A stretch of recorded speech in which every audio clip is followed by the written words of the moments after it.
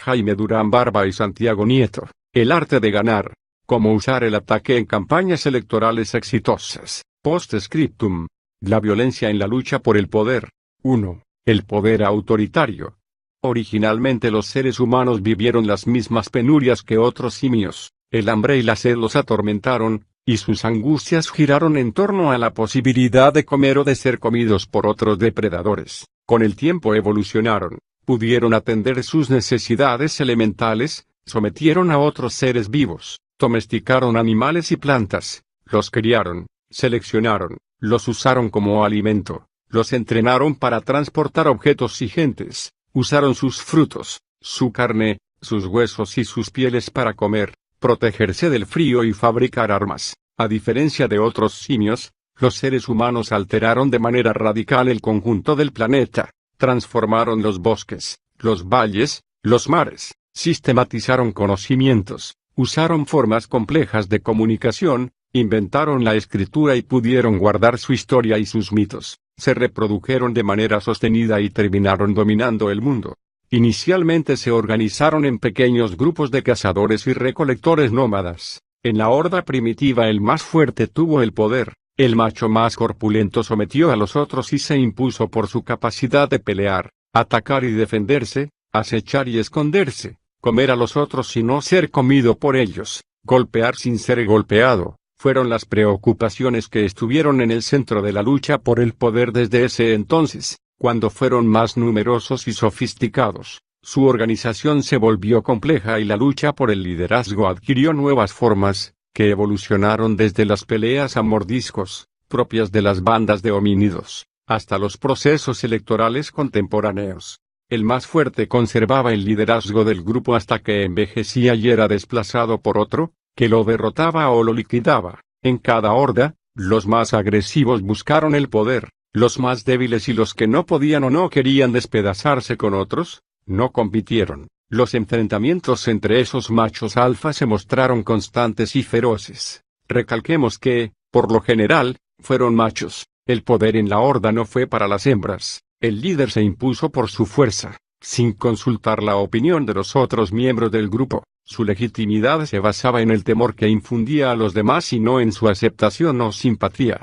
Esos instintos agresivos y temores atávicos explican muchas actitudes de nuestros líderes cuando se enfrentan por el poder en las sociedades contemporáneas. Son parte de una información genética en el fondo de nuestra mente, acumulada a través de millones de años, como el temor a la oscuridad, acaecido por la angustia de nuestros antepasados cuando caía la noche y otros depredadores podían comerlos fácilmente, o como la sensación de felicidad cuando conducimos un coche a gran velocidad, reviviendo el placer que ellos experimentaban cuando la rapidez los ayudaba a cazar o a no ser cazados. 77. Con el transcurso de cientos de miles de años, los humanos se volvieron complejos. Cuando fueron numerosos y desarrollaron técnicas que les permitían producir más bienes de los que necesitaban para subsistir, la comunidad pudo mantener a algunos sin que tuviesen que cazar, cultivar, ni atender las labores tradicionales. Aparecieron dos actores que, desde entonces, están en el centro del juego del poder, los brujos y los guerreros. Los brujos convencieron al resto de que debían mantenerlos, porque se comunicaban con fuerzas cósmicas y con sus artes podían atraer la desgracia o la felicidad de la comunidad. Su poderío se asentaba en la capacidad de dialogar y pedir favores a seres misteriosos que controlaban el agua, los vientos, el fuego. Decían tener poderes para enfrentar dos de las angustias más intensas que nos acompañan a lo largo de la existencia, la enfermedad y la muerte. Fueron voceros de los dioses y portadores de conocimientos esotéricos que los demás desconocían y debían respetar. Presidieron las ceremonias vinculadas a los dos momentos más conmovedores y absurdos de nuestras vidas, el nacimiento y la muerte. La sociedad les asignó la responsabilidad de adivinar el futuro. A veces les fue bien y acumularon un enorme poder. En otras ocasiones los mataron porque no pudieron impedir una sequía, o porque equivocaron sus premoniciones, pero siempre estuvieron entre los poderosos. En casi todas las sociedades los brujos gozaron de mucho influjo en el momento de escoger al líder. En algunos casos coronaron a los reyes y participaron en los conciliábulos que los designaban. Por su parte, los guerreros se especializaron en el uso de la fuerza. aparecieron para proteger los territorios de cada grupo y defenderlo de las invasiones de otros humanos, de algunos homínidos y depredadores. Fue necesario armarlos mejor cuando se incrementó el número de seres humanos y las amenazas devinieron más complejas. Su importancia creció al hacerse ineludible conservar el orden interno en sociedades en las que algunos acumularon bienes que otros no poseían. En la medida en que la riqueza se multiplicó y más personas tenían privilegios que defender mientras otros deseaban arrebatárselos, creció y seguirá creciendo la inseguridad, que es hija de la prosperidad. Este fenómeno se intensificó en las últimas décadas. Hasta el siglo XX la inmensa mayoría de la gente que habitaba el mundo era sumamente pobre y los guerreros que defendían el orden interno no resultaban tan necesarios ni numerosos. Las últimas 3 décadas todos los seres humanos hemos accedido a bienes, servicios y posibilidades de placer antes inexistentes, y por eso se ha incrementado tanto la sensación de inequidad y la inseguridad. Desde las sociedades primitivas hasta el tiempo contemporáneo, brujos y guerreros, sacerdotes y militares, tuvieron un enorme poder y bendijeron o derribaron a los gobernantes. Quien contó con el apoyo de las fuerzas sobrenaturales y de las armas se puso al frente de la tribu. La lucha por el poder llegó hasta la muerte. Los líderes dominantes se enfrentaron permanentemente para mantener su hegemonía y eliminar a quienes los amenazaban. Los representantes de los dioses y la fuerza bélica fueron decisivos para resolver estas disputas. Posteriormente la política evolucionó. Aparecieron reinos, principados, ciudades que pretendían gobernarse a sí mismas, y finalmente estados nacionales. El líder necesitó la aprobación de una élite más amplia, integrada no solo por sacerdotes y guerreros, sino también por cortesanos, gente ilustrada, hombres ricos, comerciantes, que establecieron distintos caminos de legitimación de su autoridad. En la mayoría de los casos nacieron dinastías y en muchos sitios se creyó que determinadas familias tenían derechos sobrenaturales para gobernar. Pasó lo mismo con los hijos y parientes de reyes y de líderes de países socialistas, como los Borbones, los Windsor, los Hachemitas, King Jong-il y Bashar al-Assad, que recibieron el trono o la secretaría general del partido como herencia paterna, con la aprobación de las élites que guardaban los respectivos textos sagrados y las armas. En esta etapa, la lucha por el poder tuvo como protagonistas a personas influyentes que decidían quién debía gobernar o dejar de hacerlo. Las herramientas propias de la lucha política fueron la conspiración, el complot, la eliminación física de los competidores. Triunfaba quien detentaba el parentesco adecuado y quien defendía las verdades oficiales mantenidas por los grupos dominantes de esa sociedad en ese momento. Las masas no opinaban. Su papel era aclamar al ungido al anunciarse su nombre. Los súbditos actuaban de manera semejante a los católicos cuando se elige un nuevo papa. Los cardenales se reúnen, deliberan, eligen al nuevo soberano y los fieles lo aclaman sin conocer siquiera su nombre. Lo hacen además con gran entusiasmo y emoción. Este esquema subsistió a través de miles de años adoptando diversas formas. Maquiavelo, Lao Tse, Sun Tzu, asesoraron a príncipes, sistematizaron sus reflexiones acerca de la lucha por el poder en las cortes. El libro más conocido dentro de este contexto es El Príncipe, de Nicolás Maquiavelo, que analiza la lucha por el poder desde una perspectiva más pragmática y racional. La defensa de los derechos humanos como los entendemos actualmente surgió hace poco tiempo en las democracias occidentales. A lo largo de miles de años, la violencia, la guerra, el asesinato e incluso el parricidio fueron vistos por la gente como herramientas normales para conquistar el poder. Todo atropello parecía válido para conseguirlo. Nosotros mismos somos permisivos con esas costumbres cuando admiramos a Alejandro Magno, David y una serie de héroes de la historia que fueron crueles y sanguinarios, poniéndolos como ejemplo para las nuevas generaciones. En infinidad de películas algunos de nuestros próceres matan, torturan, incendian y atropellan a los demás, mientras los niños comen palomitas de maíz. Si reflexionamos un poco, sus acciones y sus métodos para mantenerse en el poder fueron brutales. Lo fueron también las culturas precolombinas que realizaban sacrificios humanos en Tenochtitlán. Los incas, que cuando conquistaron lo que hoy se llama Ecuador, degollaron a tantos indígenas que convirtieron una laguna en charco de sangre. El poder se disputó a costa de masacres. El asesinato de los opositores o del mandatario, cuando perdía el poder, Fue una regla común en el continente. La última racha de genocidios provocados por los gobiernos militares de los años 70 causó una reacción en muchos latinoamericanos que habíamos idealizado la violencia como método válido para transformar la sociedad. Nos percatamos de cuán peligrosa es la brutalidad de los seres humanos cuando se desatan nuestros instintos atávicos y nos convertimos en guerreros. Comprendimos las ventajas de lo que antes llamábamos despectivamente democracia burguesa. Actualmente, buena parte del contenido ideológico de los partidos de izquierda proviene justamente de ideas que florecieron en las democracias occidentales y no en los países del socialismo real. En las sociedades autoritarias el poder se asoció con leyendas acerca de la condición sobrehumana de sus líderes. Se creía que Dios intervenía en la historia y en el derecho divino de los reyes. Cuando los autócratas no nacieron en una familia sagrada, o no pudieron vender la idea de que tenían un origen excepcional, inventaron mitos que les daban un aura sobrehumana. Francisco Franco se proclamó caudillo de España por la gracia de Dios. Para ejercer su dictadura absoluta no era suficiente ser un militar que había ganado una guerra civil espantosa. Tanto muerto necesitaba la bendición de un ser supremo que no creyese en la democracia. Cuando Kim Jong-il heredó la potestad de su padre, Kim Il-sung, la Secretaría General del Partido Comunista de Corea difundió una biografía según la cual había nacido en una montaña sagrada, circundada por dos arcoíris, mientras aves mágicas entonaban cantos misteriosos. Para alguien que iba a asumir el poder absoluto de un Estado comunista,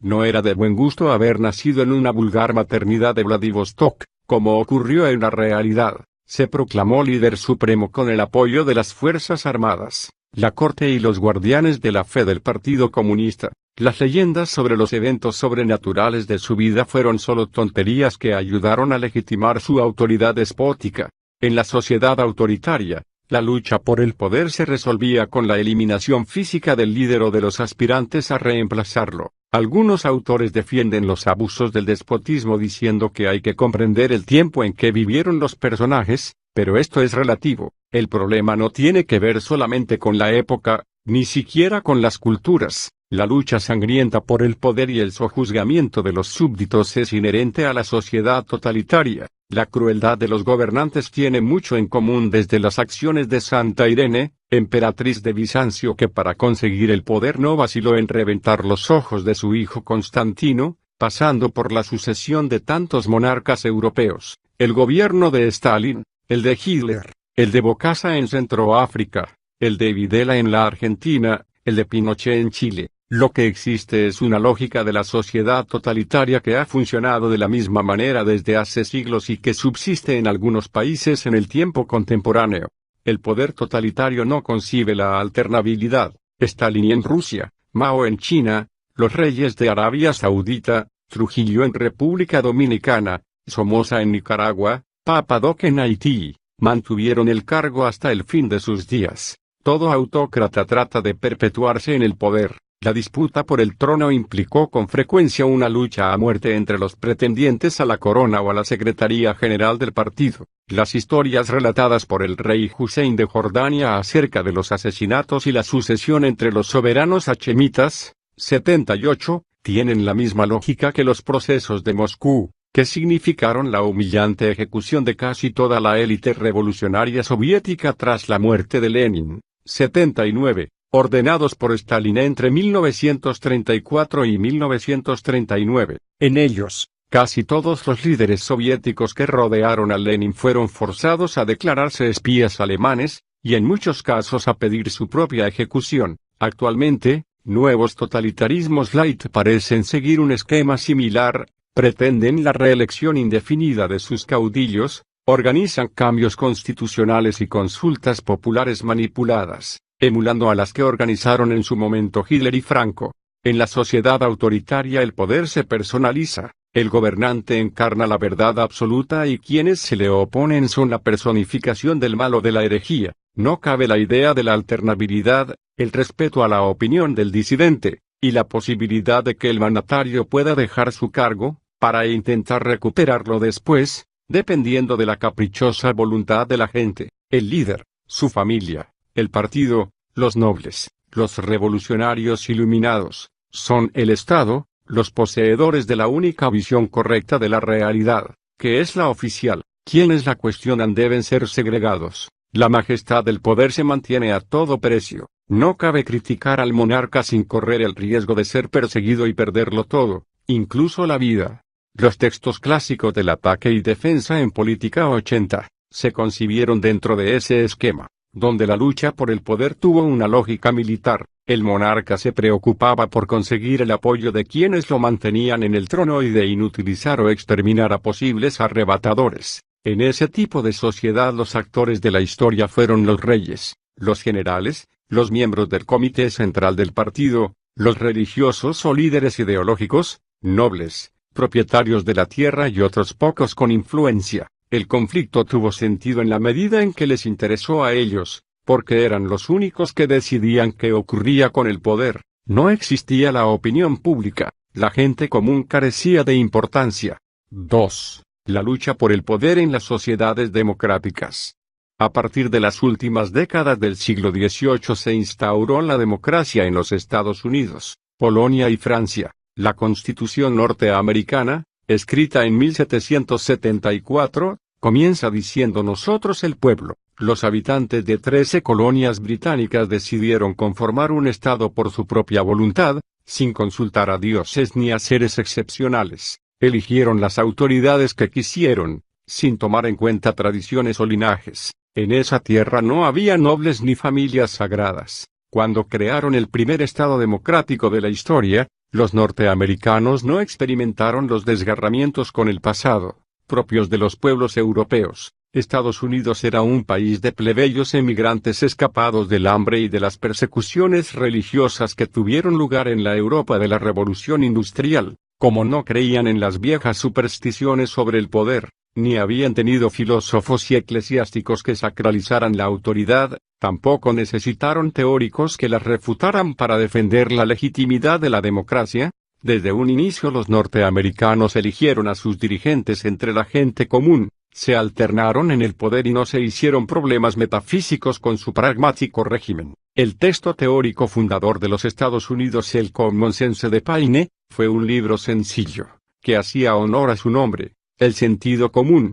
El proceso fue distinto en el viejo continente, donde a lo largo de los siglos han existido monarquías que se creían escogidas por Dios. La nobleza y las iglesias tenían un enorme influjo. Por una parte, estaba la Iglesia católica, con toda su vocación de poder, ajena a Cristo, pero central en su estructura desde que se consolidó como la religión oficial de Roma con Teodosio I, en el año 392. En otros casos, como Inglaterra, Suecia y otros países protestantes, las iglesias y las monarquías locales se hallaban muy relacionadas entre sí. Muchos autores y pensadores argumentaron a favor de la democracia, otros la combatieron en nombre de Dios y el orden del universo. Su instauración en Europa fue lenta y costó muchas vidas a lo largo de 2 siglos, desde la Revolución Francesa hasta la caída del Muro de Berlín. En la transformación no solamente estaban en juego distintas formas de organización política, sino también visiones profundas de la vida, la muerte y de lo que podría existir más allá. Eran países con tradiciones autoritarias, cuyas raíces se hundían en la bruma del tiempo. De hecho, hoy la mayoría de las naciones europeas vive democracias indirectas, y en algunos casos como el francés, regulan tan minuciosamente los procesos electorales que, en la práctica, impiden la libre expresión de los ciudadanos. Los Estados Unidos nacieron como un país democrático, y en más de 2 siglos a ninguno de sus dirigentes se le ha ocurrido instaurar un régimen totalitario. En cambio, la mayor parte de los países europeos tienen una democracia estable desde hace poco tiempo. 81. El fascismo, el comunismo, el nazismo, el falangismo y otra serie de ismos fueron la base de regímenes autoritarios que dominaron el escenario político del viejo continente, mientras millones de personas morían en nombre de ideologías que han quedado archivadas como tratados sin sentido. Tanto los textos falangistas, como los nazis y las docenas de tomos de la obra de Marx, Lenin y Mao, figuran en las secciones de libros menos consultados de las bibliotecas especializadas.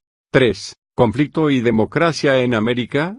Históricamente, los latinoamericanos tuvieron la ilusión de parecerse más a la aristocrática Europa que al plebeyo pueblo norteamericano. Algunas élites criollas, descendientes de colonos cuyos orígenes fueron en realidad tan modestos como los de sus pares anglos, pretendieron ser nobles y quisieron reproducir instituciones y costumbres políticas europeas. El resultado fue un concierto de música barroca interpretado con quena y charango.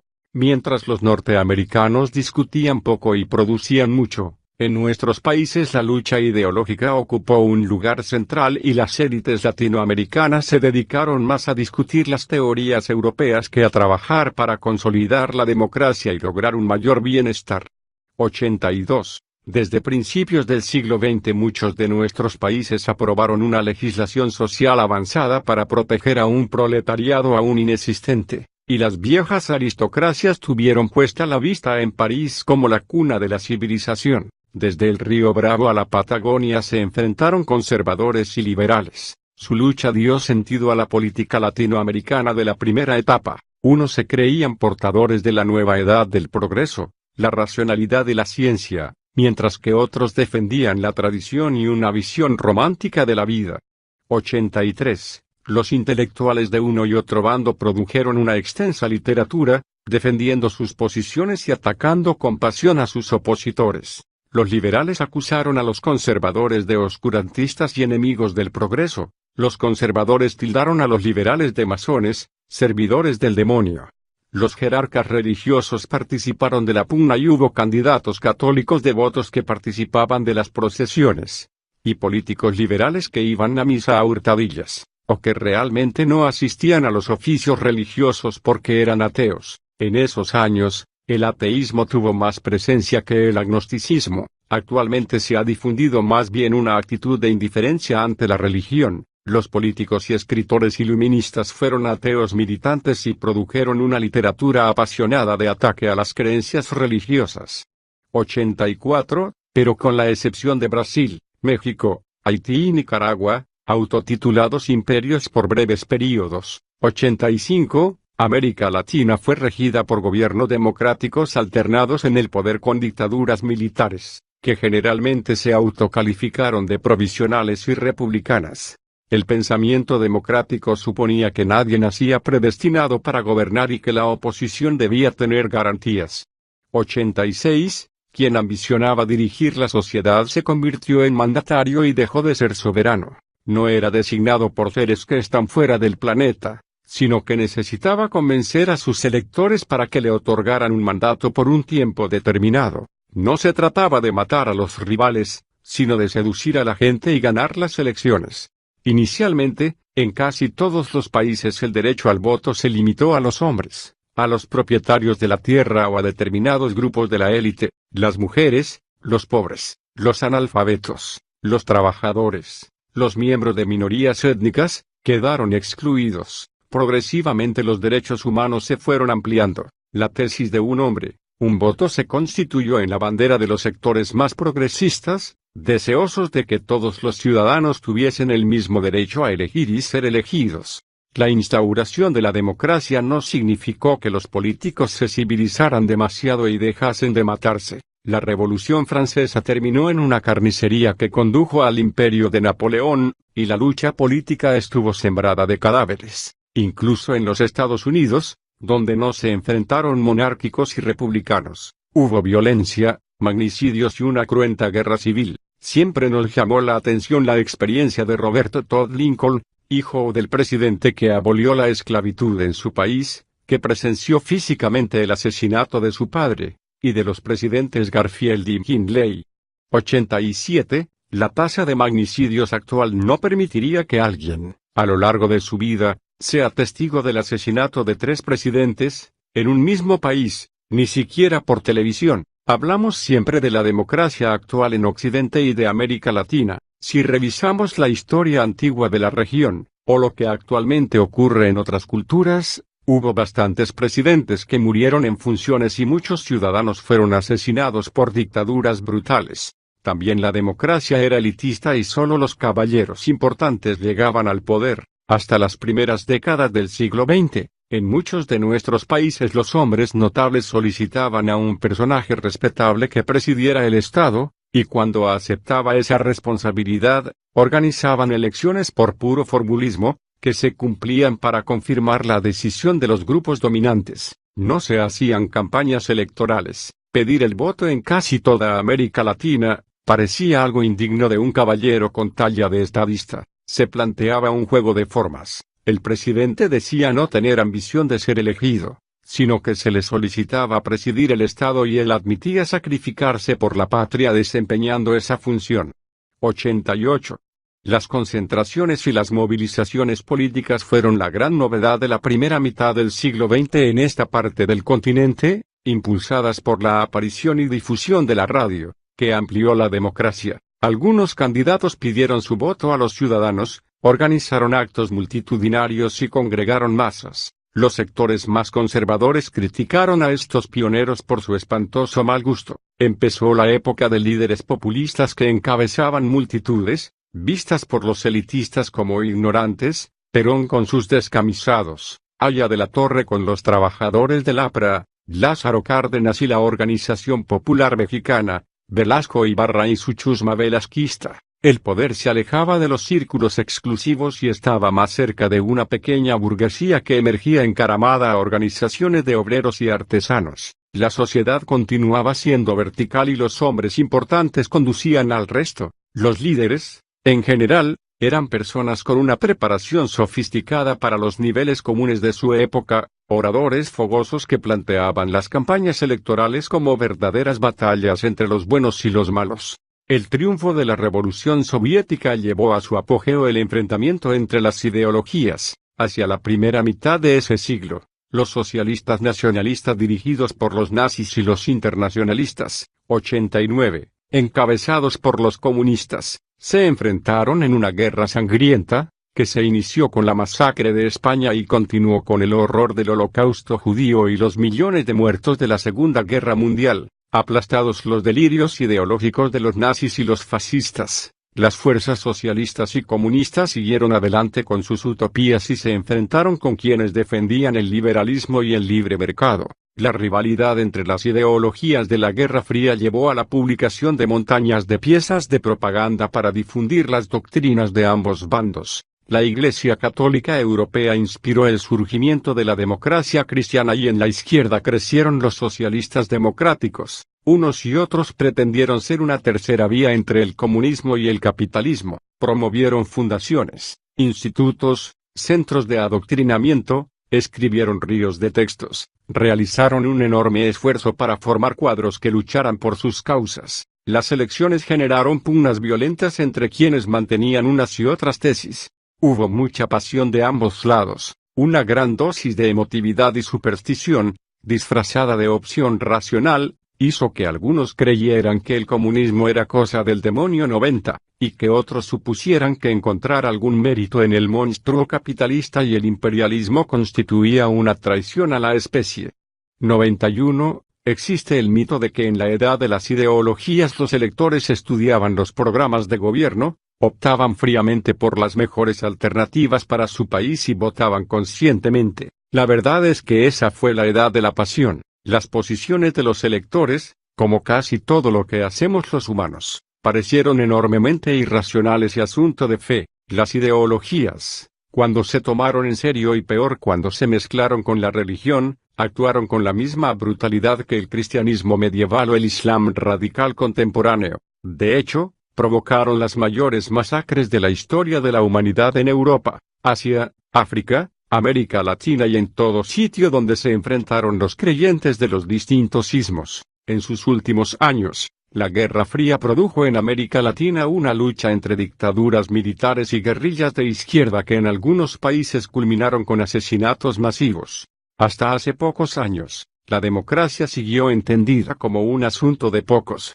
Los presidentes eran seres iluminados de acuerdo con las particularidades de cada región. Velasco Ibarra era un orador capaz de citar a decenas de autores y Papa Doc en Haití un ser que dominaba incluso a los insectos y a los muertos. Los sacerdotes, los maestros, los activistas, los hombres cultos, las organizaciones intermedias, manipulaban a la gente común a partir de sus creencias, intereses y visiones del mundo. Aunque los gobernantes no necesitaban ser escogidos por los dioses como en la época del totalitarismo, se suponía que debían ser estadistas, no ciudadanos de la calle. Los electores iban a las urnas motivados más por temores y entusiasmos mágicos que buscando satisfacer sus necesidades reales. La política de la palabra y del discurso llegó a movilizar masas incapaces de entender demasiado el contenido de la polémica entre quienes las manipulaban, pero que estaban dispuestas a matar a sus opositores, en nombre de los dioses y los demonios concebidos por sus dirigentes.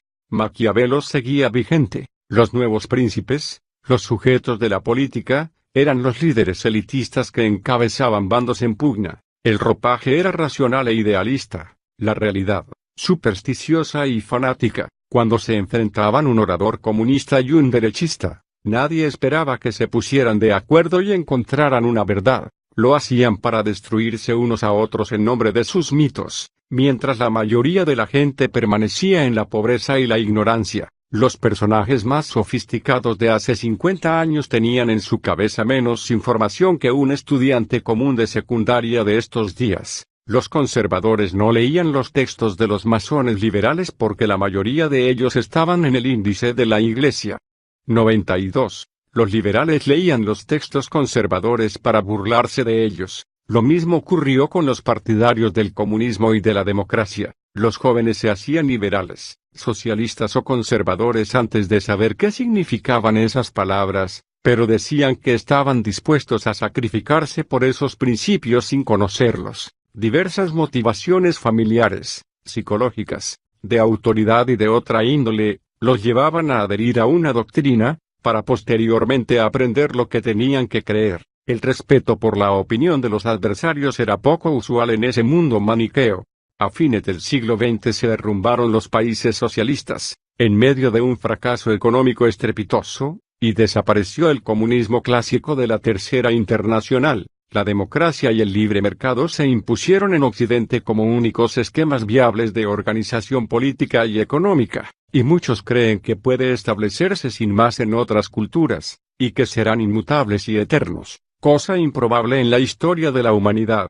93. Algunos países como China y Vietnam conservaron un régimen político totalitario pero abrieron sus economías a esquemas liberales manchesterianos. Superaron una etapa donde no había diferencias sociales porque todos vivían en la miseria. Ahora, si bien han aparecido las diferencias entre pobres y ricos, todos viven mucho mejor, y en China hay más multimillonarios que en Estados Unidos. Del experimento socialista ortodoxo quedan pocos países como Cuba, Corea del Norte y Zimbabue, que viven en una situación económica angustiosa.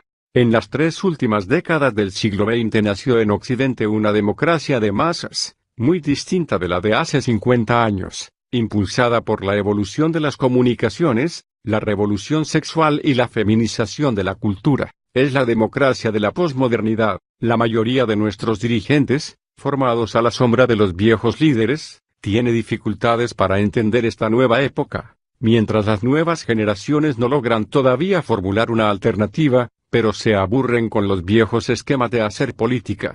En la antigua democracia votaban pocos ciudadanos, las ciudades eran pequeñas, vivían infiernos aldeanos, los políticos importantes y muchos votantes se conocían personalmente, de una u otra manera. Las grandes urbes latinoamericanas se asemejaban a las actuales ciudades de provincia, y mantenían valores rurales. El gran eje de las campañas eran los juegos clientelares. Para ganar una elección los líderes y candidatos necesitaban tener amigos, compadres, ciudadanos con los que cultivaban lazos personales. Los electores dependían de personas y sociedades intermedias con poder político. Los conservadores usaban la maquinaria de la iglesia, cientos de oradores orientaban a los feligreses, todos los fines de semana, para que voten correctamente y mucha gente les hacía caso. Los liberales usaban redes de maestros, generalmente afines a las ideas iluministas, y por esa vía trataban de influir en los padres de familia y en los estudiantes.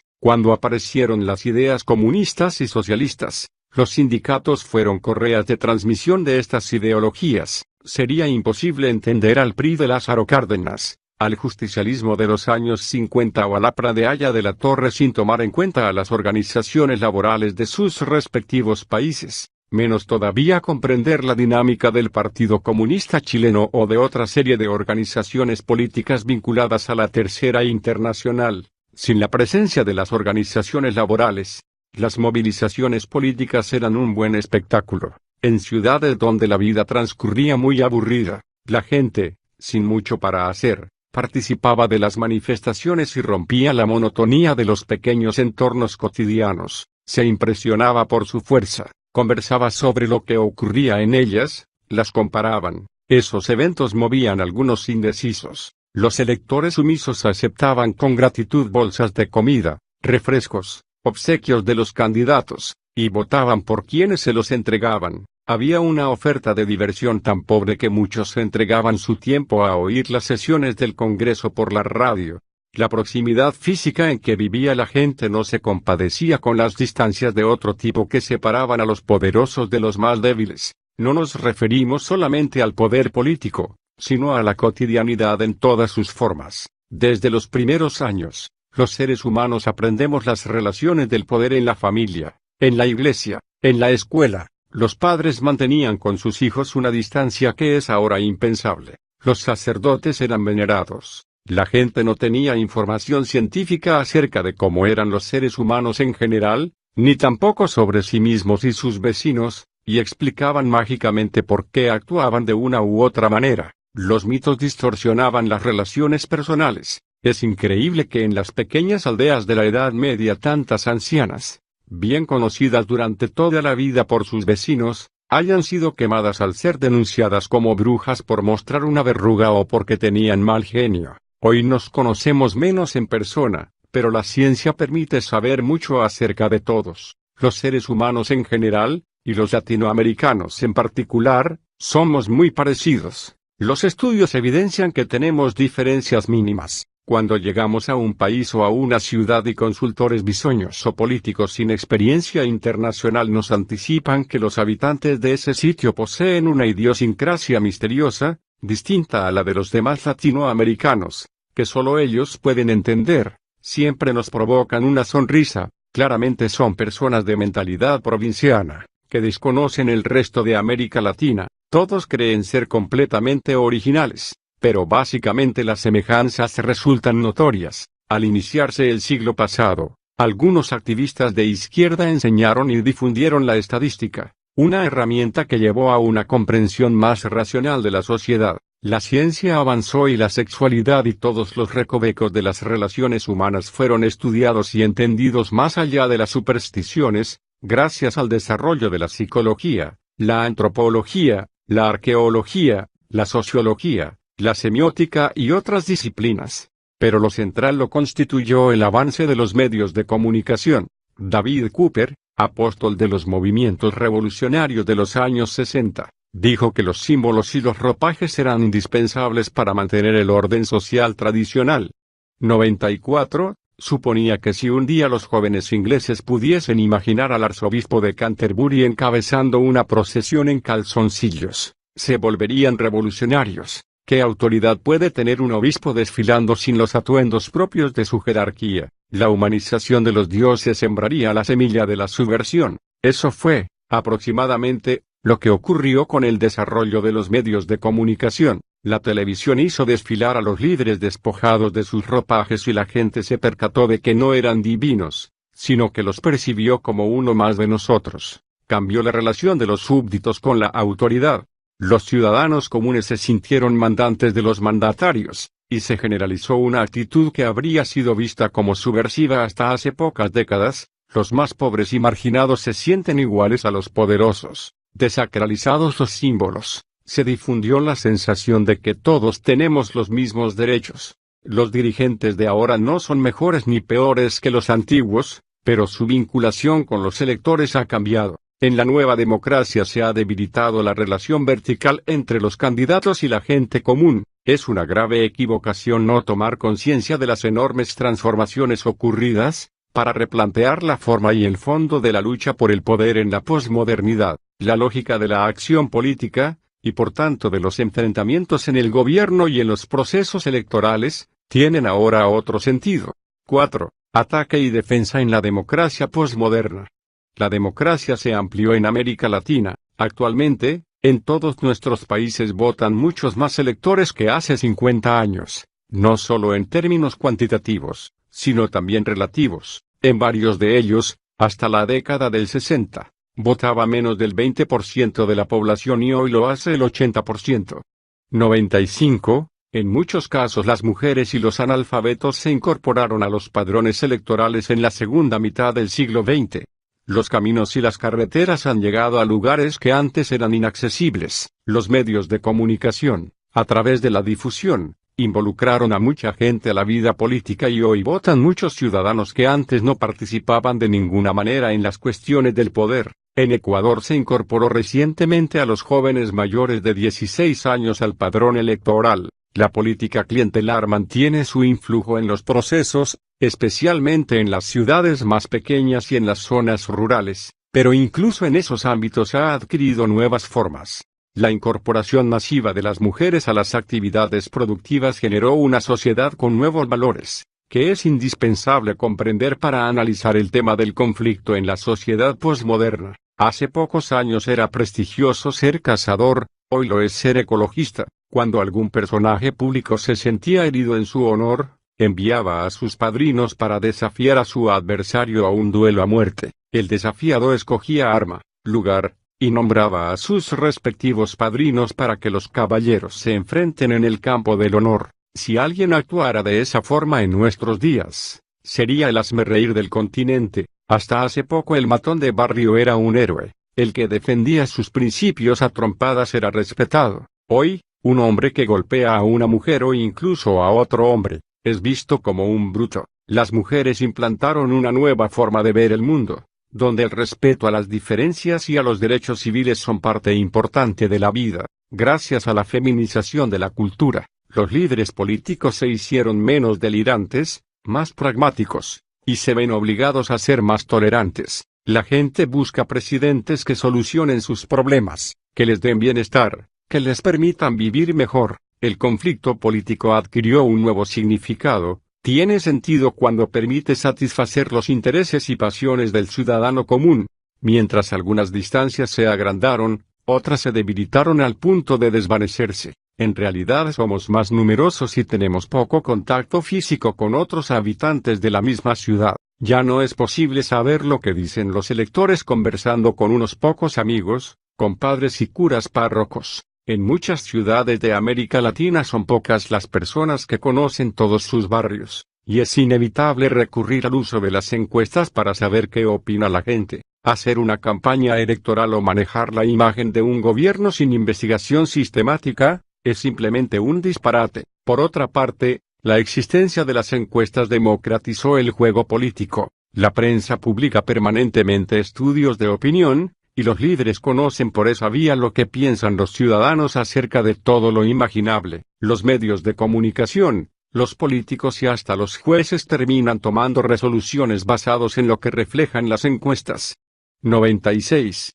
En cambio, en términos virtuales las distancias se acortaron. Los líderes del más alto nivel aparecen todos los días, en primer plano, en los hogares de todos los ciudadanos. No son dioses que habitan el Olimpo, sino seres humanos que comparten su cena. Existe la ilusión mediática de que son uno de nosotros. Ya no se trata del doctor Velasco Ibarra, el doctor Aya de la Torre o el general Perón, sino Kirchner, Evo, Chávez, Felipe. Se desacralizó el poder. Tampoco las peleas personales entre ellos aparecen ahora como epopeyas trascendentes por las que los ciudadanos deban entregar su vida. Cuando solo son personales, tienen el mismo interés que las reyertas del heladero de la esquina con el barrendero. Al elector le interesan solamente aquellos temas que le pueden satisfacer una necesidad o un deseo. Millones de latinoamericanos se sienten autosuficientes y toman sus decisiones sin mediaciones ni consejos. Se ha producido la rebelión de las masas de la que habló Ortega y Gasset.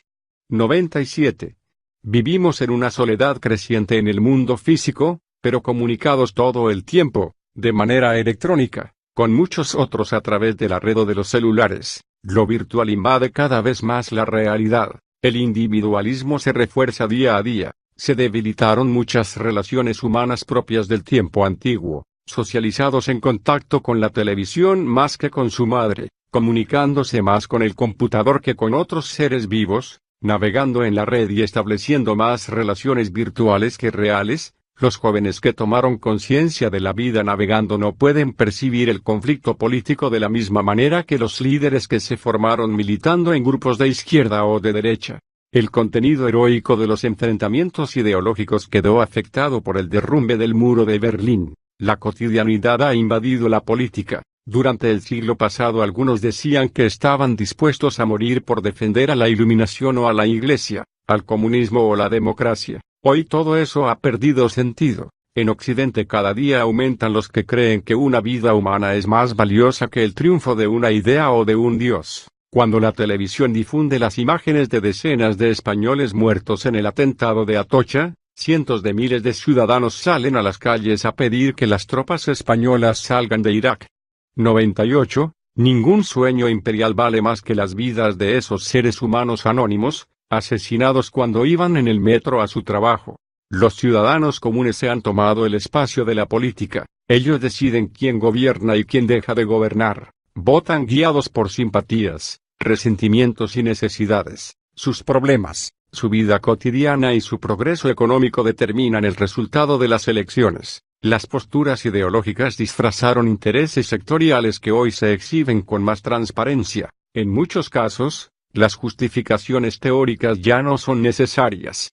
99. Cada grupo pide lo que quiere y no siente la necesidad de que el horizonte luminoso del comunismo sirva como racionalización para exigir un salario mejor. Pretenden mejores sueldos y punto. En muchos casos la lucha por la justicia y las causas nobles tiene precio. Cuando alguien fallece con alguna responsabilidad del Estado, sus familiares piden un resarcimiento económico o usan el cadáver para hacer carrera política. Frente a casi todos estos problemas es importante hacerse una pregunta: ¿cuánto quieren sus deudos o allegados? No necesariamente es dinero para una persona, o una familia, ni supone corrupción. Demandan recursos para grupos, regiones, ONG, religiones o asociaciones de héroes de la más diversa laya, que ayudan a que algunos vivan al costa de su memoria.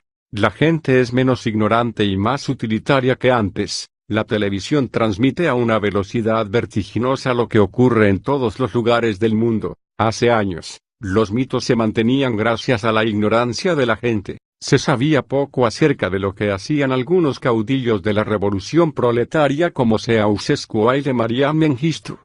100. Hoy el desarrollo tecnológico nos permite informarnos acerca de todo. El terrorismo no es un concepto abstracto que puede ser idealizado, sino una imagen grotesca con muertos y heridos que aparece en nuestros televisores. Millones de latinoamericanos presenciamos en vivo los atentados a las Torres Gemelas de Nueva York, como también el acto terrorista de Atocha en Madrid, o los abusos de los soldados norteamericanos en Guantánamo o Abu Ghraib. Tomar contacto directo con la injusticia nos empuja a protestar y a ponernos del lado de los más débiles, sin distinguir sus creencias. En la democracia de masas, gobierno y ciudadanos, candidatos y electores, necesitan mantener un diálogo sin fin. Si quieren tener éxito en su acción política, los líderes deben comunicarse permanentemente con los electores a través de los medios de comunicación, y escucharlos a través de las investigaciones. Las encuestas son una herramienta insustituible para cualquier gobierno o campaña responsable. Con todas sus limitaciones, son la única forma de conocer lo que opina la gente. 101. El político, cuando ataca o cuando se defiende con sentido estratégico, debe olvidarse de sus pasiones y de sus contendores. Es necesario centrar su foco de atención en las reacciones de los electores, especialmente de los indecisos, que suelen ser los menos informados. Esto no lo entienden muchos miembros de las élites que se divorcian de la gente con un discurso aburrido e inalterado por más de 10 lustros, y que no dice nada a los electores, que terminan votando por personajes aparentemente nuevos, con nada trascendente para decir, pero que hablan y se comportan como ellos. En las formas de la política, como en muchas ocasiones, triunfa el fisgoneo intrascendente frente al discurso programático.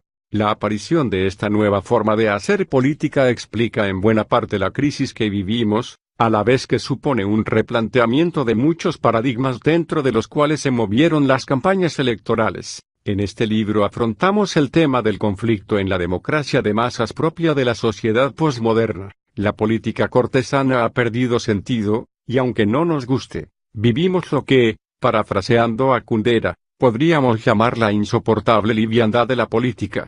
Bibliografía. Absire, David y otros. Triumphs and Tragedies of the Modern Presidency, Center for the Study of the Presidency and Congress, Washington D.C., 2001.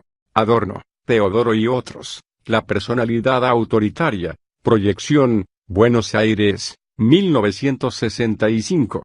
Ailes, Roger, Tú eres el mensaje. Paidós, Barcelona, 1988.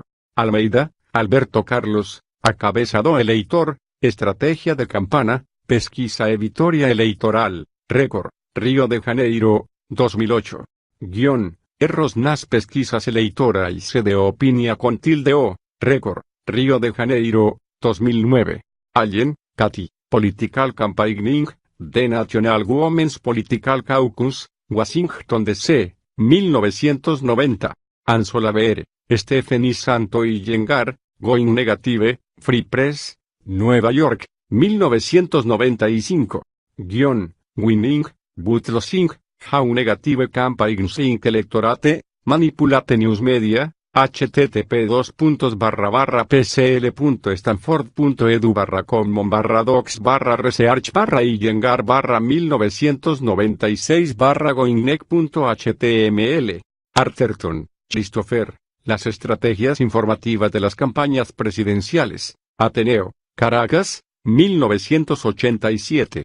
Acer, Herbert, Polling and the Public, Congressional Quarterly Incorporated, Washington D.C., 1992. Bennett, W. Lance, News, The Politics of Illusion, Longman, Nueva York, 1988.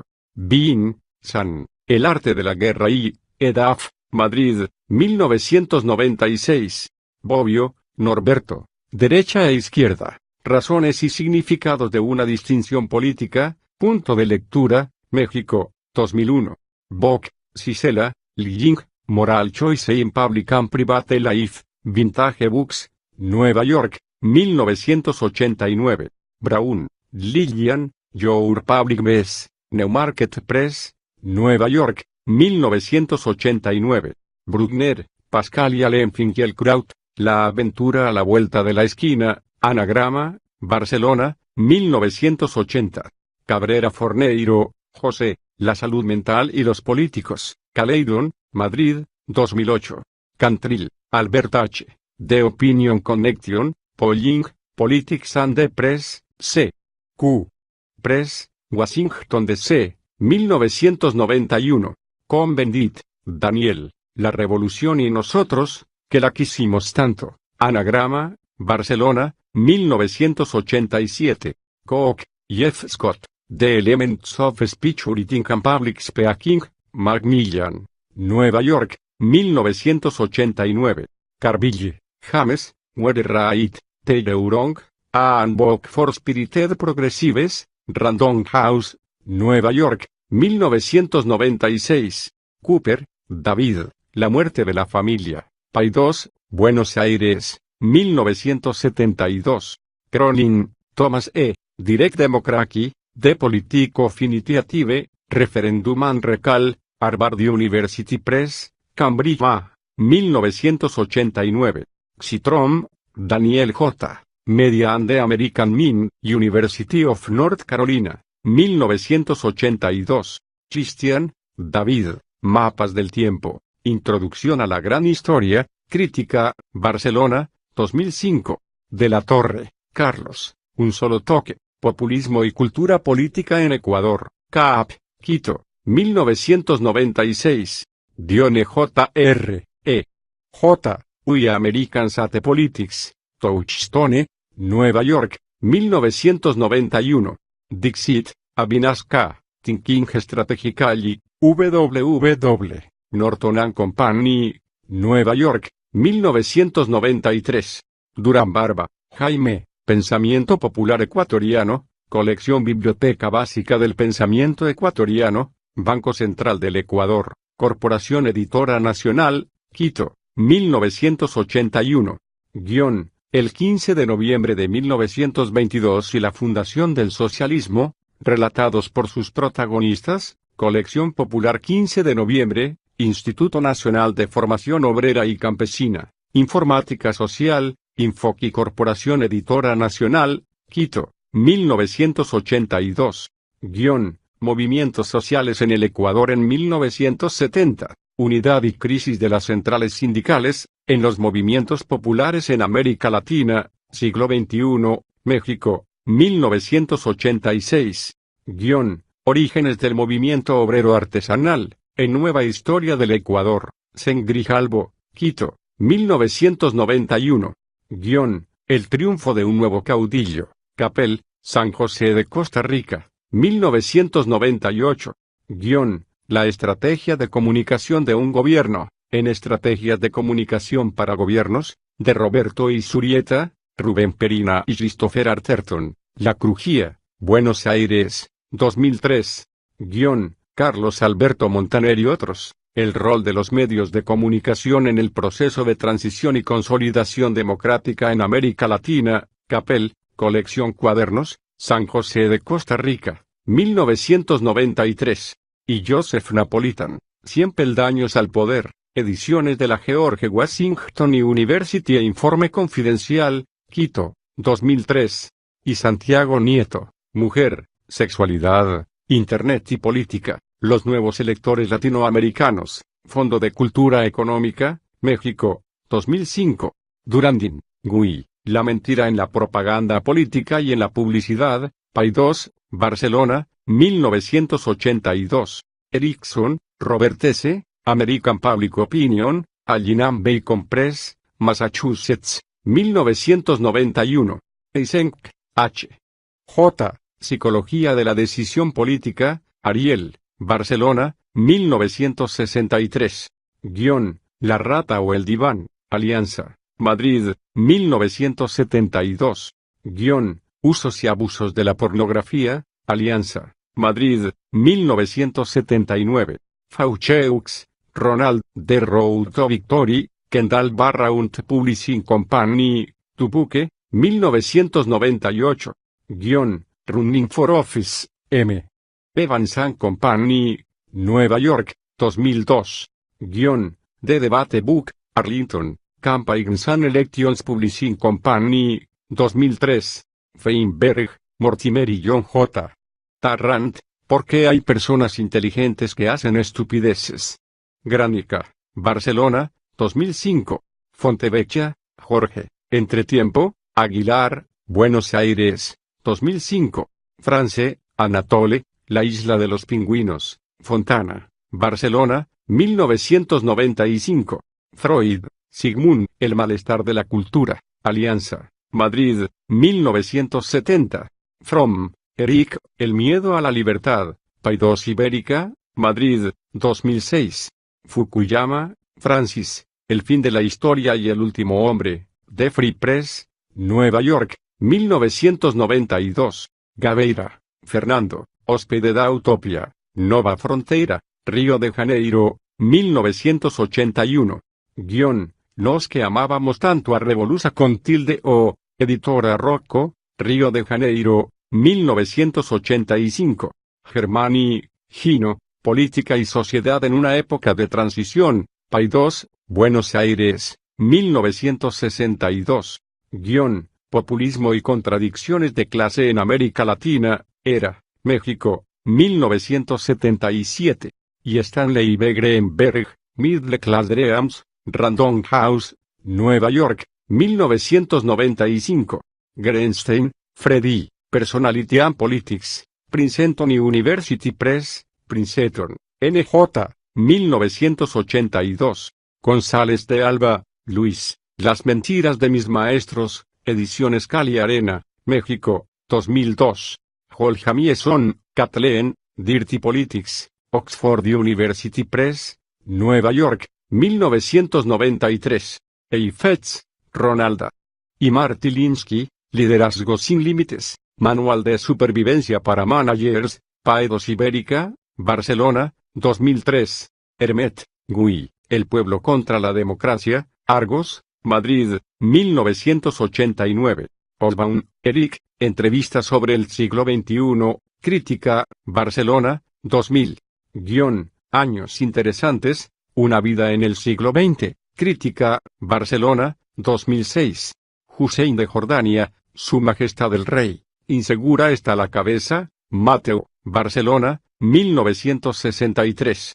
Ionesco, Eugenio, Las Sillas, Losada, Buenos Aires, 2003. Ionescu, Gita, Populismo, Amor Ortu, Buenos Aires, 1969. Kapuscinski, Richard, Ébano, Anagrama, Barcelona, 2000. El Emperador, Anagrama, Barcelona, 2006. Kennamer, J. David, Public Opinion, The Press, and Public Policy, Praeger, Westport, 1992. Koestler, Arthur, El Cero y el Infinito, Destino, Barcelona 1947. En busca de la utopía editorial, Kairos, Barcelona, 1980. En busca de lo absoluto, Kairos, Barcelona, 1983. Kuhn, Thomas, La estructura de las revoluciones científicas, Fondo de Cultura Económica, México, 1971. Lazarsfeld, Paul y Raymond Boudon, Metodología de las Ciencias Sociales, La Haya, Barcelona, 1966. Lewis, Ann, David Gergen y Roberto Isurieta, La comunicación presidencial en la Casa Blanca durante el gobierno de Bill Clinton, en Cambiando la Escucha, La Crujía, Buenos Aires, 2005. Link, Dudley, Strategy of the Dolphin, Fawcett Columbine, Nueva York, 1988. Mannheim, Harold B., All the People, All the Time, Strategic Communication in American Politics, Sarpe, Armagni, 1991. Mann, Thomas E., Media Polls in American Politics, The Brookings Institution, Washington D.C., 1992. Maquiavelo, Nicolás, El Príncipe, Ateneo, Buenos Aires, 2002. Massetti, Astor, Piqueteros, Protesta Social e Identidad Colectiva, Editorial de las Ciencias, Buenos Aires, 2004. Matelart, Armand y Ariel Dorfman, Para leer al Pato Donald, Siglo XXI, Buenos Aires, 1971. Kluan, Marshall, De Mediumis de Masaje, Random House, Nueva York, 2000. Trad. ESP, El medio es el masaje, Paidós, Barcelona, 1988. Mejía, R. y S. Sandoval, Tras las vetas de la investigación cualitativa, ITESO, México, 2003. Merleau-Ponty, Maurice, Humanismo y Terror, Leviatán, Buenos Aires, 1956. Mora y Araujo, Manuel, El poder de la conversación, Elementos para una teoría de opinión pública, La Crujía, Buenos Aires, 2005. Y otros, La Argentina electoral, Sudamericana, Buenos Aires, 1985. Morris, Desmond, El Zoo Humano, Random House, México, 1996. El mono desnudo, Plaza Ed Harness, Barcelona, 1998. La naturaleza de la felicidad, Planeta, Barcelona, 2006. Morris, Dick, El nuevo príncipe, Ateneo, Buenos Aires, 2002. Napolitan, Joseph, Cómo ganar las elecciones. Ediciones Ilpa Edipla, Quito, 1995. Narloch, Leandro, Guía políticamente incorrecto da Historia do Brasil, Río de Janeiro, 2010. Nieto, Santiago, Cómo diseñar la campaña electoral, en vv.aa, Compromiso Democrático, Unidad para la Promoción de la Democracia, UP/OEA, Instituto Luis Carlos Galán para el Desarrollo de la Democracia y Secretaría del Convenio Andrés Bello, SECAP, Santa Fe de Bogotá, 2000. O'Neill, Tip, All Politics is Local, Another Rules of the Game, Bob Adams Incorporated, Holbrook, Ma, 1994. Oricio, Ricardo, Hablando con el Diablo, Entrevistas con Dictadores, Fondo de Cultura Económica, México, 2007. Ortega y Gasset, José, La Rebelión de las Masas, Ediciones de Tomás Mermal, Madrid, 1929. Paine, Thomas, Collected Writings, Common Sense, Pamphlets, Articles, and Letters, Library of America, Nueva York, 1995. P.A.C. García, Henry, La democracia fujimorista, del Estado intervencionista al Estado mafioso, Fondo de Cultura Económica, Lima, 2003. Perelli, Karina y otros, Partidos y clase política, Capel, San José de Costa Rica, 1995. Elecciones en el Cono Sur y Chile entre 1992-1996, Análisis y Prospectiva, Capel, San José de Costa Rica, 1998. Popkin, Samuel L., de Reasoning Water, The University of Chicago Press, Chicago, 1994. Pratkanis, Anthony, La era de la propaganda, uso y abuso de la persuasión, Paidós, Buenos Aires, 1994. Rial, Juan, Uruguay, elecciones de 1984, Id Capel, San José de Costa Rica, 1986. Elecciones, referéndum y plebiscitos, cambio en el escenario político uruguayo 1992-1996, Capel, San José de Costa Rica, 1998. Ribeiro Turato, Egberto, Tratado da Metodologia da Pesquisa Clínico Cualitativa, Voces, Petrópolis, 2003. Ries, al, Positioning, The Battle for Your Mind, Warner Books, Nueva York, 1982. Ricker, William H., The Art of Political Manipulation, Yale University Press, New Haven, 1986. Rollidis, Emmanuel, La Papisa Juana, Edasa, Barcelona, 2000. Roa Bastos, Augusto, Yo el Supremo, Sudamericana, Buenos Aires, 2001. Rosenbach, W. R. Taylor, Contemporaries Western Leadership, Westview Press, Oxford, 1998. Rosichner, Alejandro, Ideas falsas, moral para gente que quiere vivir, editorial del Nuevo Extremo, Buenos Aires, 2004. Rubin, D. B. Communication Research, Strategies and Sources, Wadsworth Publishing Company, Belmont, K. 1993. Russell, Bertrand, sobre el cinismo de la juventud, en obras escogidas, Madrid, Aguilar, 1962. Sabato, Larry J., The Rise of Political Consultants, Basic Books, Nueva York, 1981. Sagan, Carl, El mundo y sus demonios, Planeta, Buenos Aires, 2005. Sartori, Giovanni, Teoría de la democracia, el debate contemporáneo, Alianza, Madrid, 1987. Homo Videns, la sociedad teledirigida, Taurus, México, 2002. Sartre, Jean-Paul, Sangenet, comediante y mártir, Losada, Buenos Aires, 1967. Schleichert, Hubert, Cómo discutir con un fundamentalista sin perder la razón, Introducción al pensamiento subversivo, siglo XXI, Buenos Aires, 2005. Schwartz, Tony, The Responsive Chore, Anchor Press, Nueva York, 1973. Media, The Second God, Anchor Books, Nueva York, 1983. Tocqueville, Alexis D., La democracia en América, Fondo de Cultura Económica, México, 1963.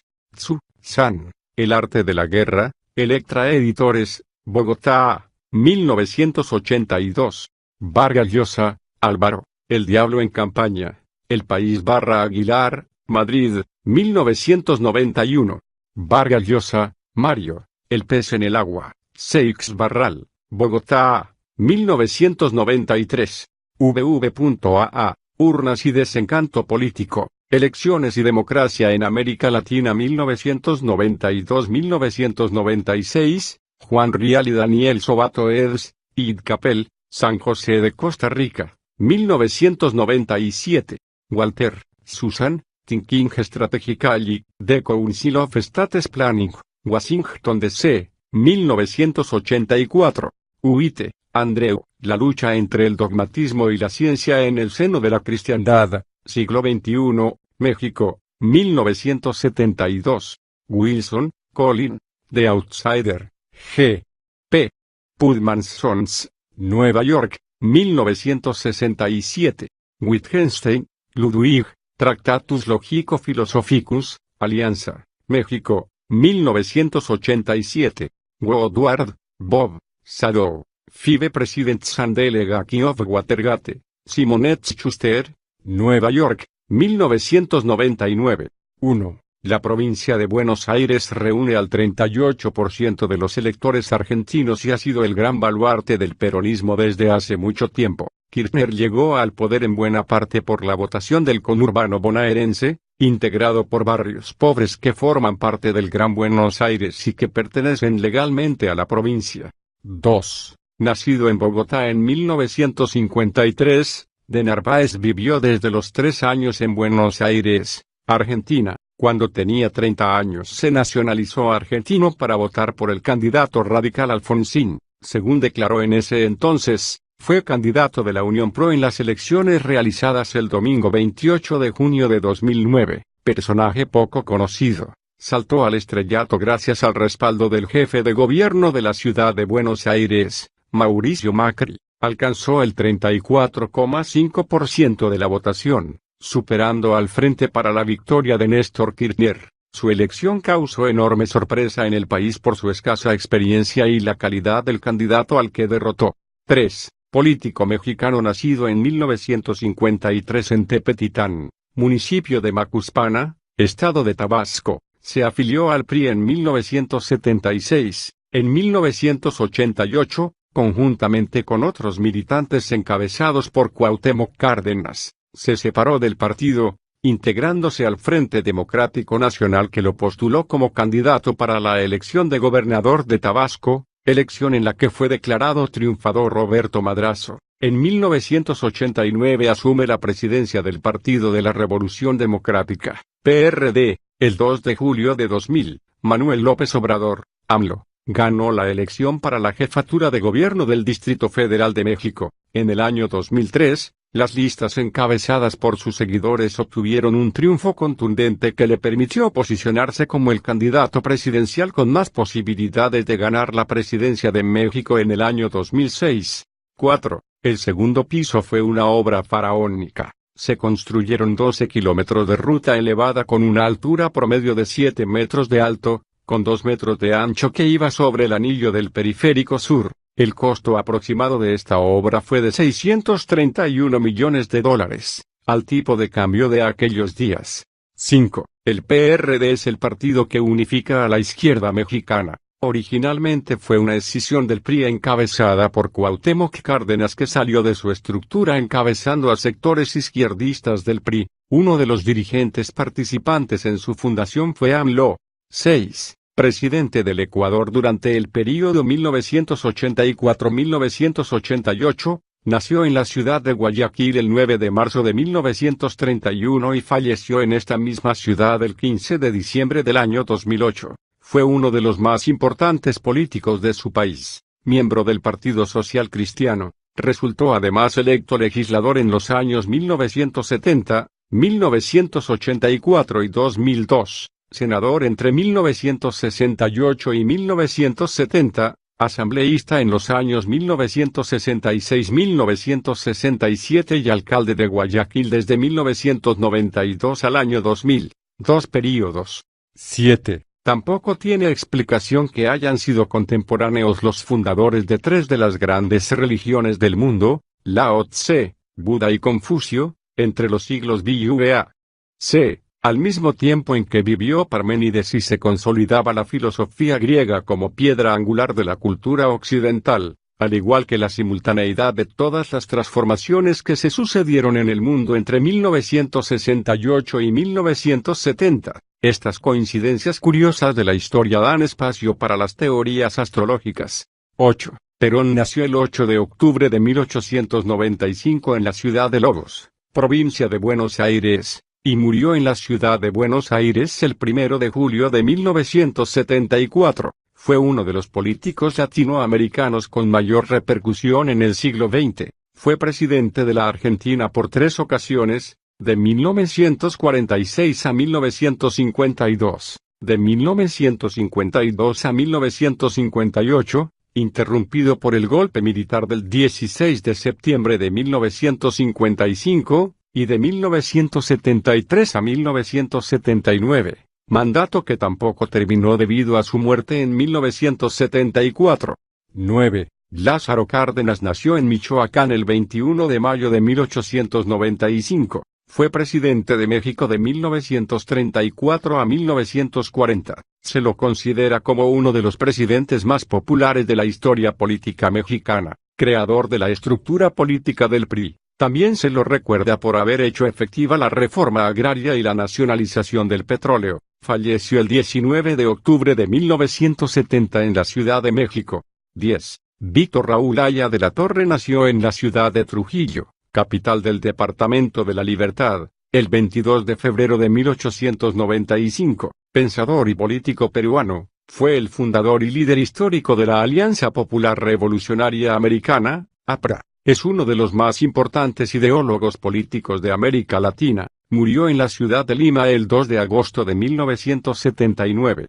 11. Político y estadista ecuatoriano, nace en la ciudad de Quito el 13 de marzo de 1893. Fue presidente del Ecuador en 5 ocasiones mediante elección popular, y jefe supremo del país en 2 oportunidades. Escritor, pensador, católico convencido y practicante, y defensor radical del sufragio universal. Velasco Ibarra vivió muy poco tiempo en el Ecuador, profesor del Colegio Santander en Colombia, luego pasó la mayor parte de su vida en Buenos Aires, donde ejerció la cátedra universitaria.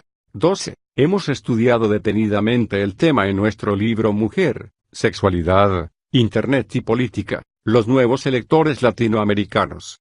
13. Tomamos el concepto del libro de Berger y Luhmann, La construcción social de la realidad.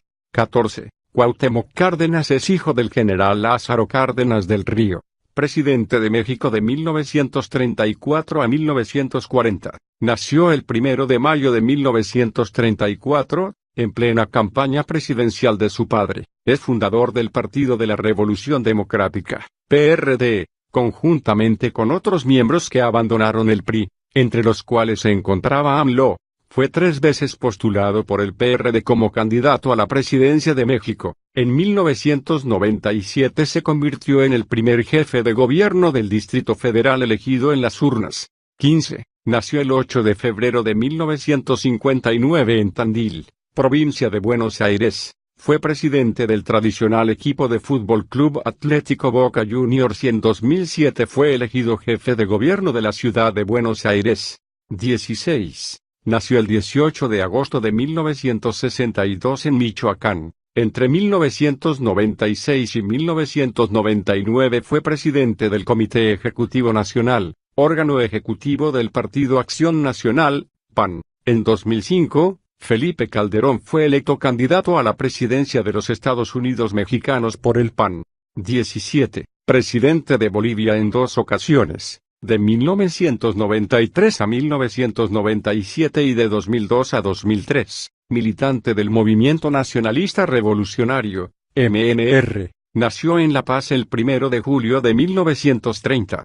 18. Fernando Pino Solanas, director de cine, obtuvo una votación importante en las elecciones de 2009 para diputados por la ciudad de Buenos Aires. Nació en 1936 y formó parte de la izquierda peronista. Fue cercano a John William Cooke, un referente de ese sector político. Como hombre que ha hecho buen cine, supo manejar su imagen y aparecer como una persona simpática, franca, que se enfrentaba a todos los poderes. Sus tesis fueron una mezcla de frases propias de la antigua izquierda y algunas ideas ecologistas cercanas a una izquierda renovada. 19. En lo que a esto respecta, Uruguay y Chile son una excepción en América Latina. Lo curioso es que Chile ha logrado un gran desarrollo económico por ser un país con proyectos de largo plazo. Cuando un socialista reemplaza a un demócrata cristiano o lo hace un derechista, el país no da un giro de 360 grados. Las ideologías se congratulan con el gran cambio, y todos siguen caminando en la misma dirección. 20. Hemos desarrollado este tema de manera muy extensa en el libro Mujer, Sexualidad, Internet y Política, los nuevos electores latinoamericanos. 21. Vale recordar a Wittgenstein y sus suspicacias frente a las palabras. La gente más sencilla está más cerca de la realidad y menos confundida por conceptos que nos han extraviado de los aspectos más apasionantes de la vida a quienes supusimos que éramos seres racionales. 22. Bucaram, como presidente de la República del Ecuador, hacía cosas tan pintorescas como bailar el rock de la cárcel en una tarima, rodeado de bailarinas con poca ropa, y distribuía un disco donde entonaba canciones de su propia autoría en las reuniones de presidentes. Estos análisis suelen provocar enormes polémicas con amigos intelectuales. El tema no está en una opción maniquea entre bailar o aburrir a la gente. La idea es comunicar un mensaje importante usando medios que lleguen al público. 23. Se llamaban búfalos a los miembros de las juventudes apristas y bufalitos a los niños que ingresaban al partido. Podían hacerlo desde los 6 años.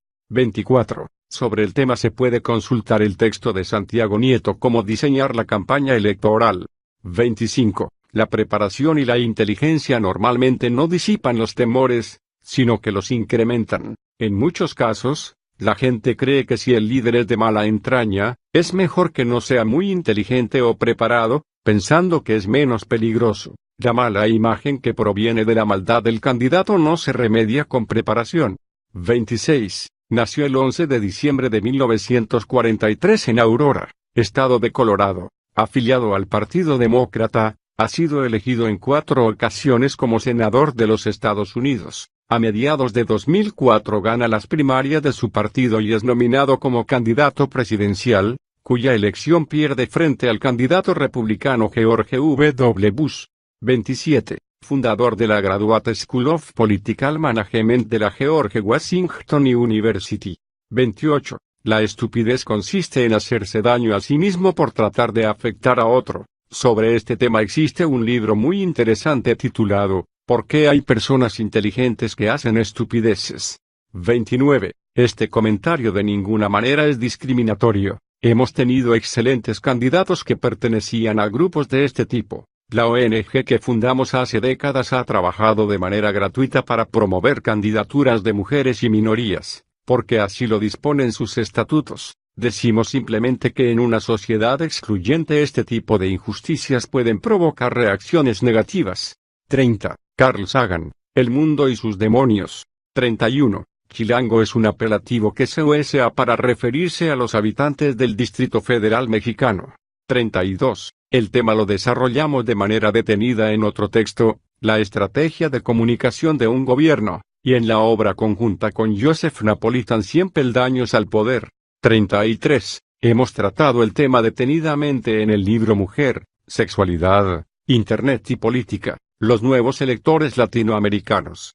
34. Manuel Mora y Araujo es uno de los intelectuales más distinguidos de la Argentina y todo político o estudioso del tema debería leer esta valiosa obra. 35. Publicamos un estudio analizando en profundidad estos conceptos en el libro El triunfo de un nuevo caudillo.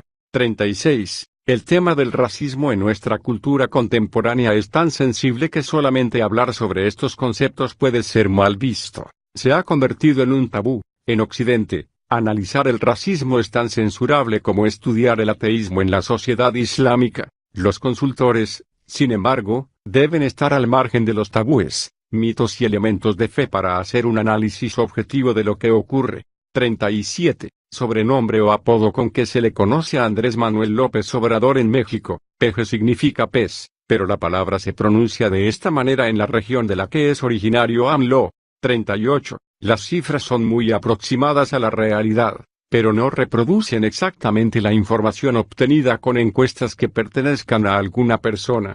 39. Prefecto es el nombre que tiene en Ecuador el funcionario al que suelen llamar gobernador en casi todos los demás países de la región. Es elegido por los habitantes de toda la provincia, con elección directa y secreta. 40. Jorge Telerman era el jefe de gobierno en funciones. Tenía una personalidad agradable y una imagen típica de porteño que pudo ser muy bien utilizada. 41. Eso no significó que sus números se movieran. Como dijimos antes, la información cualitativa no expresa en porcentajes los adherentes y adversarios, tiene que ver más bien con intensidades. Los resultados cuantitativos de algunas investigaciones detectan una presión que termina estallando con algún pretexto.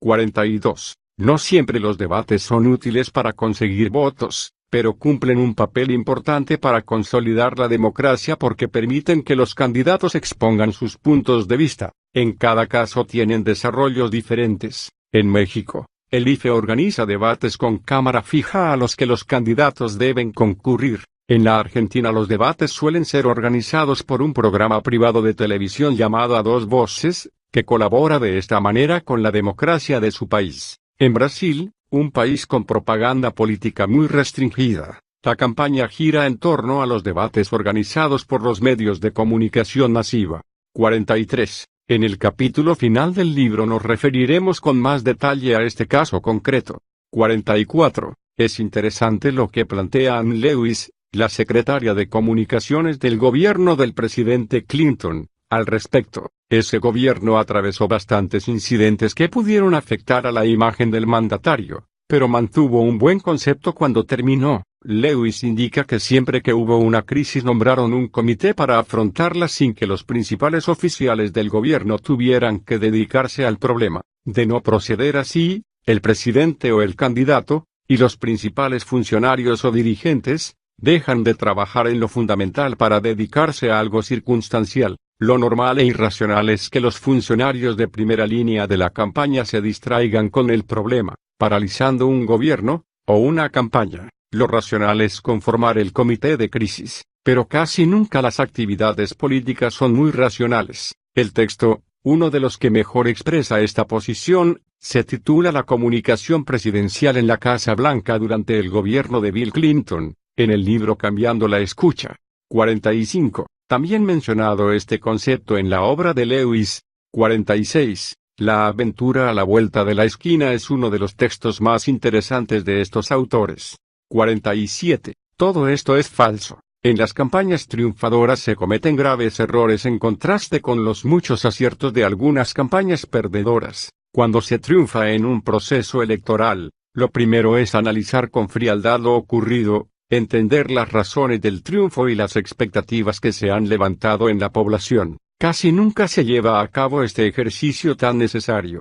48. Tampoco está claro que los pensadores de izquierda hayan querido vivir en ese mundo. Jean-Paul Sartre, una de las mentes más brillantes del marxismo del siglo XX, dijo algo conmovedor: siempre luché por un mundo en el que jamás querría vivir. 49. En varios países andinos cholo significa mestizo.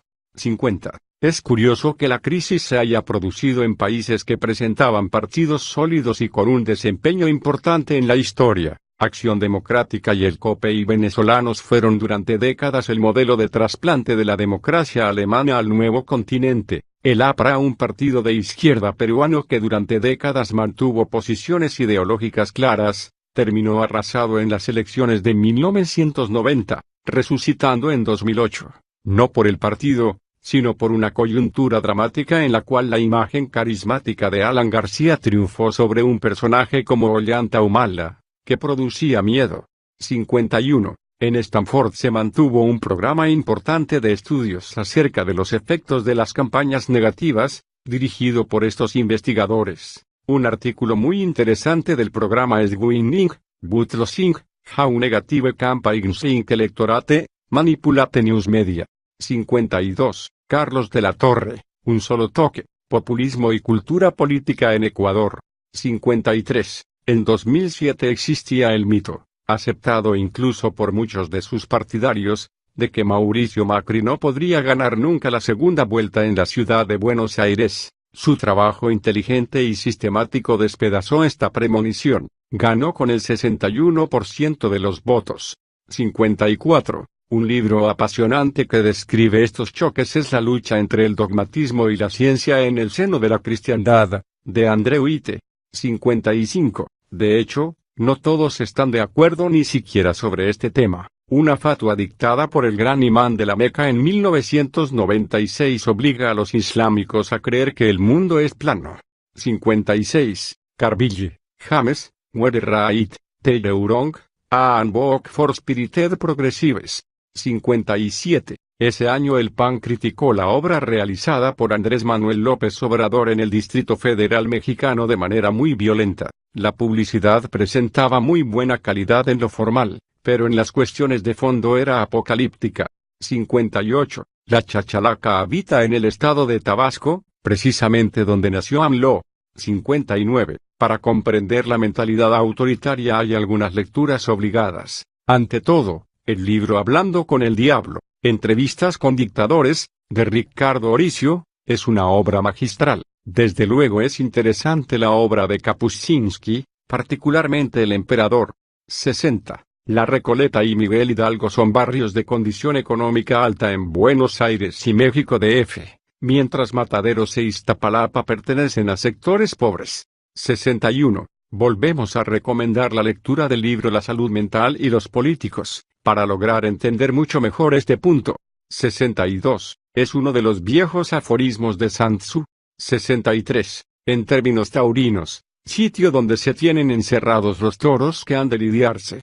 64. Utilizamos el término círculo rojo para referirnos a la élite informada de periodistas, analistas, políticos y sectores más informados de la población. 65. Sartori tiene una obra muy interesante en la que trata el tema. Se titula Teoría de la Democracia. 66. Sartre desarrolla este tema en San Genet, comediante y mártir, biografía de Jean Genet, delincuente, marginal, autor maldito, representada en uno de sus libros más apasionantes. 67. Esta obra del teatro del absurdo culmina cuando sus personajes principales, el viejo y la vieja, se suicidan después de haber preparado durante muchos años este momento, en que llega el gran orador a dar su mensaje a la humanidad. Cuando ellos se lanzan al mar por dos ventanas, el orador intenta decir algo al público, pero es mudo. 68. En la naturaleza de la felicidad, Morris examina las distintas caras de la felicidad en la vida cotidiana de los seres humanos, desde la perspectiva de los primates. En general, su obra es extremadamente interesante porque rompe mitos acerca de nuestro ser racional. Finalmente, somos chimpancés un poco más desarrollados y la mayoría de nuestras actitudes se comprenden mejor al analizar los comportamientos de nuestros parientes, los grandes simios. 69. Popkin, Samuel L. The Reasoning Water. 70. En muchas ocasiones la mejor defensa es el silencio, si este silencio está inserto en una estrategia profesional. La defensa de Mauricio Macri en esa elección conservó mucho sentido estratégico, y supo matar el tema sin responder. Por lo demás, Macri tenía una estrategia a largo plazo, según la cual le convenía que sus adversarios insistieran en estos argumentos convertidos en algo inocuo en la elección para jefe de gobierno, que era la importante.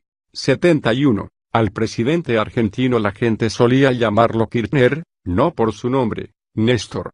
Daniel Filmus es el candidato que enfrentó a Macri en la segunda vuelta y también era conocido por su apellido.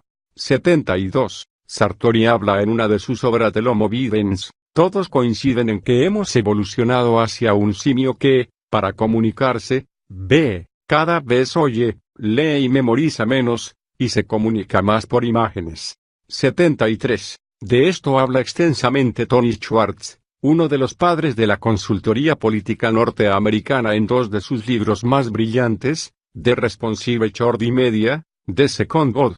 74. Este texto fue lectura obligada de todos los militantes de izquierda, que descubrieron una gran conspiración norteamericana detrás de inocentes caricaturas. El orden causal estaba invertido. Se suponía que el imperialismo tenía un plan siniestro para convencernos de las bondades de su mundo a través de historias graciosas de los patos. No entendimos algo elemental. Todo relato o caricatura refleja la realidad de la sociedad en la que se produce, sin necesidad de ninguna consigna diabólica. Los patos eran norteamericanos y expresaban los valores de la sociedad en la cual nacieron.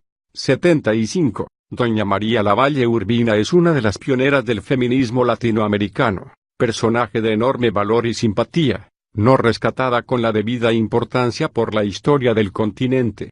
76. Antanas Mockus, 2 veces alcalde de Bogotá, ex rector de la Universidad Nacional de Colombia, Ha sabido comunicarse con una originalidad que raya en lo genial. A pesar de ello, su estilo lo condujo a fracasos estrepitosos cuando pretendió ser presidente de su país. 77. Sobre este tema vale la pena consultar dos libros de Desmond Morris, El mono desnudo y, particularmente, La naturaleza de la felicidad, que nos permiten comprender las raíces profundas de nuestros placeres. 78. El libro Insegura está la cabeza, del rey Hussein de Jordania, es uno de los textos en los que se puede entender en toda su magnitud la importancia del magnicidio en la lucha por el poder en una sociedad autoritaria. 79. Los procesos de Moscú provocaron una polémica acerca de la ética revolucionaria, que tuvo como íconos a Arthur Koestler y Maurice Merleau-Ponty. El filósofo francés hizo la apología del terror como arma para llegar a un nuevo humanismo y defendió que podía decirse cualquier cosa en pos de llevar adelante la revolución. Vista la polémica desde una óptica actual, es increíble que tantos intelectuales del mundo hayan defendido esas ideas cegados por la fe revolucionaria. Sobre el tema vale la pena leer El cero y el infinito, novela de Koestler inspirada en estos procesos, así como En busca de la utopía y En busca de lo absoluto. Y el texto de Merleau-Ponty Humanismo y terror. 80. Los textos de Sun Tzu, von Clausewitz, Maquiavelo y otra serie de autores que se estudian para analizar el ataque y la defensa en la política y en la guerra tienen esa lógica. El príncipe debe eliminar o someter al adversario para mantenerse en el poder. El conflicto político está pensado para una guerra en la que importa eliminar o someter totalmente al enemigo. 81. Esto no implica ninguna valoración, pero es posible que las democracias directas americanas den más espacio a líderes populistas, y que las democracias indirectas concedan un papel más importante a los partidos y a las ideologías. 82. Estas incongruencias entre la realidad y los orígenes del pensamiento socialista las estudiamos en varias publicaciones como Pensamiento Popular Ecuatoriano y el 15 de noviembre de 1922 y la Fundación del Socialismo. 83. Obviamente nos referimos a la palabra romántica en su sentido filosófico. 84. Es ilustrativo leer textos como La isla de los pingüinos, de Anatole France, o La papisa Juana, de Emmanuel Rollidis, para entender la pasión de los anticlericales cuando el ateísmo es asumido como una religión alternativa. 85. Los casos son distintos. Brasil se fundó como imperio cuando el rey de Portugal, Don Pedro de Braganza, dejó su país por las invasiones napoleónicas y se estableció en la América Lusitana. México, después del breve imperio de Iturbide, soportó una invasión francesa con la complicidad de conservadores locales que impuso Maximiliano. La intervención francesa terminó con la refundación del país bajo el liderazgo de Benito Juárez, el primer presidente indígena de América. Haití, habitada por francófonos, fue por pocos años colonia francesa, gobernada por algunos aventureros de ese país. Se independizó en 1804 y se proclamó imperio, comportamiento frecuente en países vinculados a Francia, cuyos habitantes han querido imitar a Napoleón.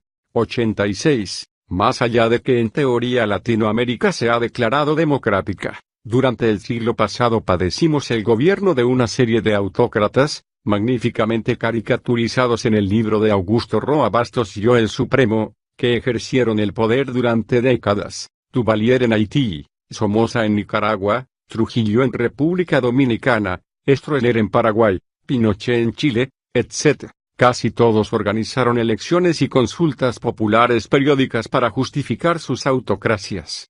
87. Lincoln presenció el asesinato de su padre Abraham en 1865 y luego estuvo presente físicamente cuando los otros dos presidentes norteamericanos fueron victimados. Convencido de que lo perseguía alguna maldición, se aisló, y hasta su muerte no volvió a entrevistarse con ningún político importante para no poner en riesgo su seguridad.